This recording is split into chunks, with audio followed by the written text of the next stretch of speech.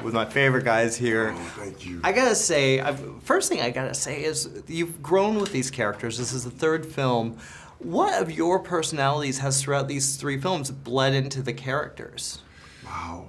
Go ahead, man. Yeah, it's you know, Hail Caesar is me in a lot of ways. I mean, just in terms of my passion, in terms of, you know, who I am energy-wise.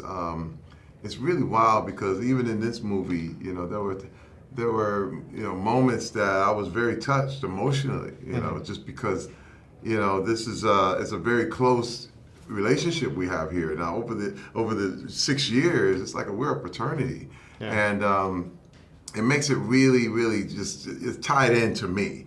And I feel very, very emotional about this guy all the time, either happy or sad. It's always one of those things where I think we did a good job last movie of just showing the relationship of all of us, and it just keeps building. Yeah. Well, okay, I play this, you know, hard-drinking chemical engineer who likes to kill people and blow shit up, basically. So, now how do you do that? That's a bit of a dichotomy, a bit of a, I think that Gunnar is a bit disconnected from certain aspects of himself, and I think what I like about playing a character is I can kind of use that. Because a lot of times, you know, in action movies, you play somebody who's pretty normal, like, you know, you want to protect the good, or you're like an evil guy who wants to hurt everybody. But this guy has, Gunnar, the way Sly wrote him, you know, has a lot of different levels. You know, sometimes he's totally there for his friends, sometimes he kind of zones out and thinks about something else, screws something up. So I think that's what I like about the character, all the different facets of him. Again, your character kind of is struggling here. Yeah. A little bit, yeah, a little which bit. I like. This time too, yeah. Yeah, and I swear to God that you just can't keep Caesar down.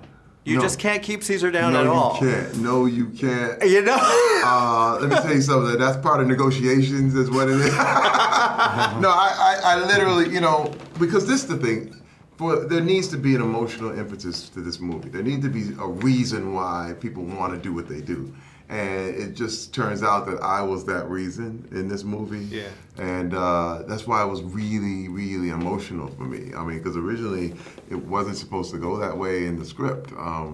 And, you know, I met with Sly, I met with everybody because I did not want to meet my end in this movie.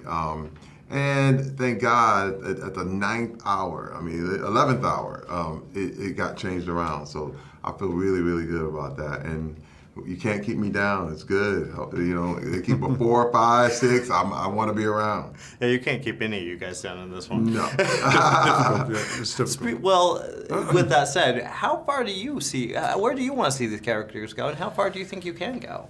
Well, I would love to, you know, if anything's going to happen to Gunnar, I'd like for it to be something dramatic and kind of something major so that there's something to play, you know? Because this is always more fun when there's more drama.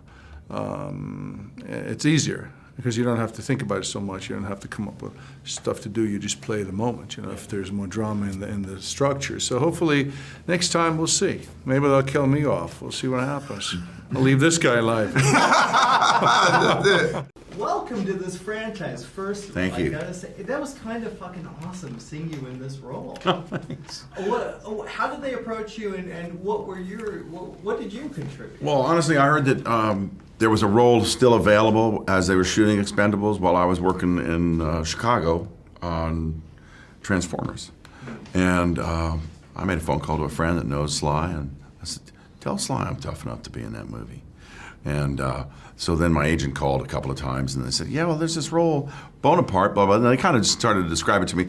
Turns out Bonaparte doesn't have to fight or anything, so that's fine. But I wanted to make sure that people knew I was game to do so if they wanted, right? Because that's what I'd like to try to do next time. Yes. And but Bonaparte's a pretty cool guy, you know, and he's got a great background. He's got a friendship with Sly's character that goes back years and years, obviously.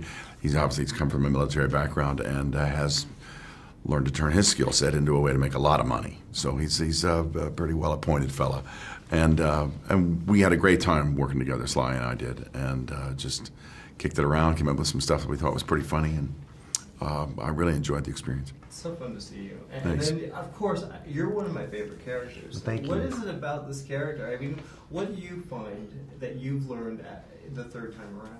Well, I think in the third installment, we get to see a little bit more of Toll Road. We get to, again, I think in some ways he's the glue that holds his team together. This is his family. And, when somebody's picking on somebody, he's always the one that steps up and kind of goes to bat in a lot of ways. So fun to continue to get to kind of expound on who Toll Road is. This college-educated, kind of quirky guy that has no real family. These are it. So it's fun. Who's the toughest Toughest. out of all these guys? Who's the toughest? Probably Kelsey. There you go. It's me. Yeah, The covert toughest. So you don't It's even like- need to do the action. That's right. They know. he's the sleeper of the There you whole go, crew. sleeper of the crowd. Now, you're talking working with Sly. It's kind of amazing because he's such an icon and he's such a legend in Yeah. this business. What did you learn from working with him? I mean, you are too. You've been. Well, what I learned, honestly, listen, the two of us have been working at it a long time together. He's a few years older than I am, but we've been in it together a long time, and he is just accomplished, seasoned, veteran, talented. He has everything you need. He has vision. He has an understanding of everything that's going on, sound, hair, angles. He knows everything that's happening at the same time. I come from the same kind of background at this point in my life because he's directed films. I've directed quite a few things. When we got a chance to be in the room together, it just was about picking the words, making sure the material was funny, and ended up with a rapport for him that I think shows on screen as well, that it's just, it's full of admiration and respect for him. And I feel like it goes both ways. I think so. Yeah. Absolutely. How many more? You look like you could do like another 20 of these. Oh, It's on it, yeah. I feel like I'm just getting warmed up. Let's start this off right now. You're all. If we take over, if we go to Expendables, who's gonna take over out of all of you guys? It's a team. It's a team, but he was kind of like our unspoken leader. Yeah. Are you ready to take that on though? Because that's a lot of.